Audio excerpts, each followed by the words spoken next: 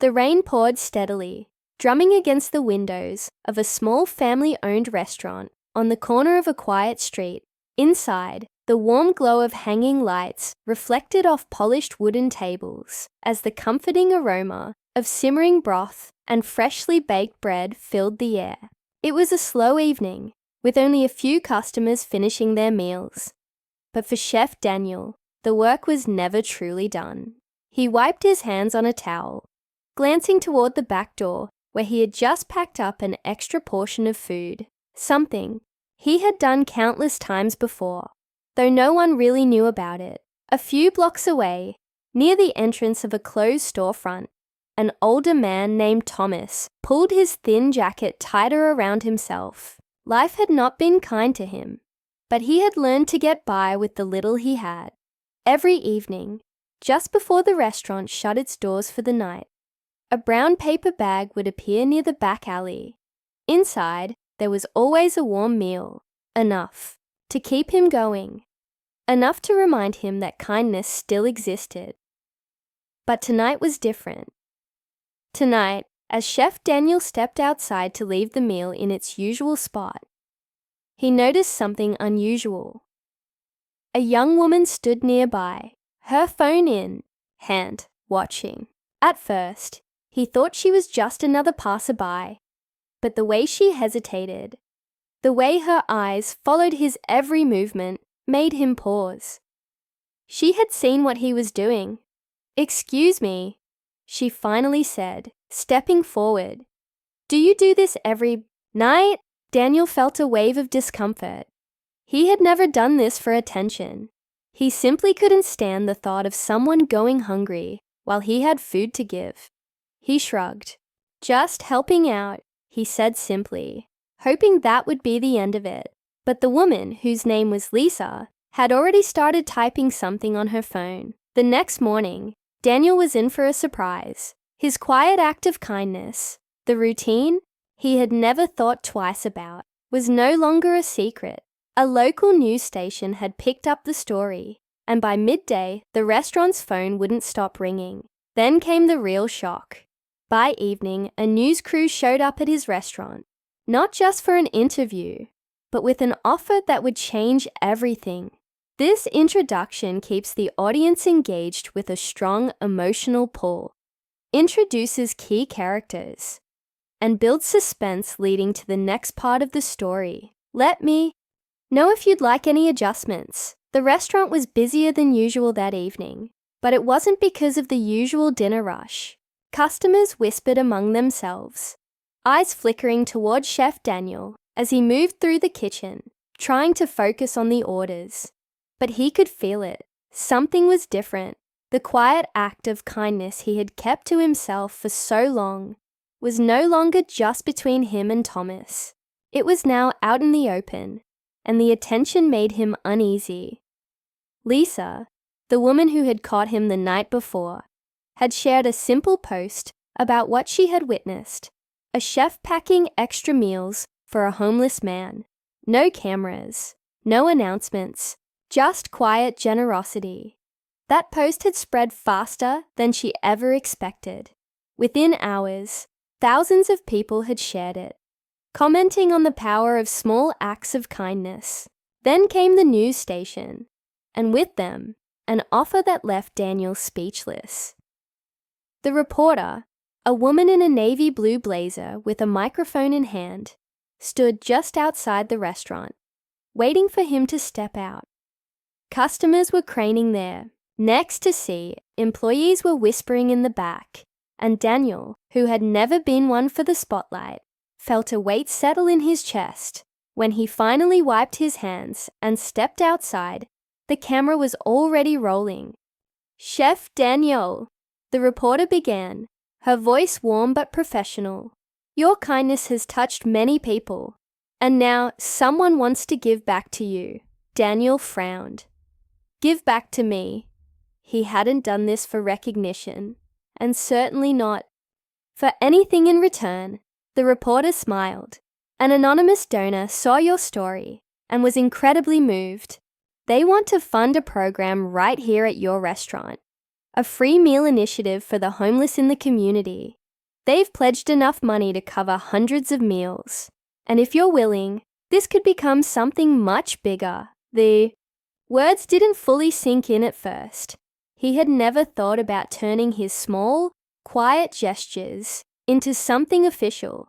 But now, the opportunity was right in front of him. He glanced back at the restaurant, imagining what it could mean. More meals, more people fed, no one leaving hungry. But there was another thought creeping in. What if this changed everything? The simplicity of just packing an extra meal and leaving it for Thomas. Would that be lost? Would this turn into something bigger than he could handle? The offer sparked a debate that rippled through the restaurant staff and the customers. Some were thrilled. This could be amazing, one of the servers whispered.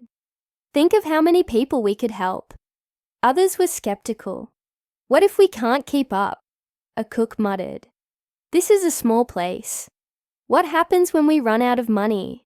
And then, of course, there was Thomas. That night, when Daniel went to leave the usual meal in its place, Thomas was already there, sitting on an overturned crate. He wasn't smiling. I saw the news, Thomas said, his voice rough from years of weathering the cold. Big things happening for you, huh? Daniel sighed, setting the bag down beside him. I didn't ask for this. Thomas nodded slowly, picking at the edge of his jacket sleeve. Guess it's not just about one meal anymore. There was something in his tone, something Daniel couldn't quite place. A hint of hesitation, maybe even worry. I don't want to change things, Daniel said honestly. I just want to keep doing what's right. Thomas gave a small, tired chuckle. Thing is, when the world starts noticing, things change whether you want them to or not. Daniel didn't have an answer for that. The next few days were a whirlwind. Donations poured in, volunteers showed up, asking how they could help, and the restaurant became the center of attention in a way it never had before. News crews kept calling, people wanted interviews, and suddenly, Daniel wasn't just a chef. He was a local hero. But with the attention came problems. The restaurant struggled to keep up with demand. Regular customers complained about the long wait times. Some nights, they ran out of food earlier than expected, and there were voices, ones, that whispered that this was all for publicity, that Daniel wasn't as selfless as people thought. The weight of it all pressed down on him. He had started with something simple, one meal, one man in need, but now it was spiraling into something he wasn't sure he could control. And then, one night, something happened that changed everything. The restaurant had just closed, the last few meals given out to those in need, when a knock came at the door. Daniel expected another reporter, another volunteer, but when he opened it, he found Thomas standing there, his face tense. You need to come with me, Thomas said. Daniel hesitated, but something in Thomas's expression made him follow. Together, they walked down the street, past the familiar corners where Thomas usually stayed, past the quiet alleyways, until they reached a spot Daniel had never been before. And when Thomas finally stopped, Daniel felt his stomach tighten, because in front of him, tucked away in the shadows, were more people than he had ever seen before. People huddled together for warmth, people with tired eyes and worn-out clothes. This, Thomas said quietly, is why you can't stop now. Daniel swallowed hard, the reality of it hitting him like a weight on his chest. He thought he had been helping, but this was just the beginning. Daniel stood there, his breath visible in the cold night air, taking in the sight before him. There were so many people, more than he had ever imagined. Some sat on makeshift bedding, others leaned against the walls, their faces marked by exhaustion and struggle. He had spent so much time thinking about Thomas, about one meal, about one act of kindness. But now, he realized, Thomas wasn't The only one. The older man stepped forward, his expression serious.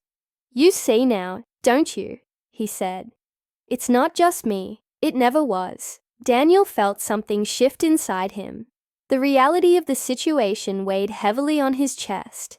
These were people who had been forgotten, left behind by a world that moved too fast to notice.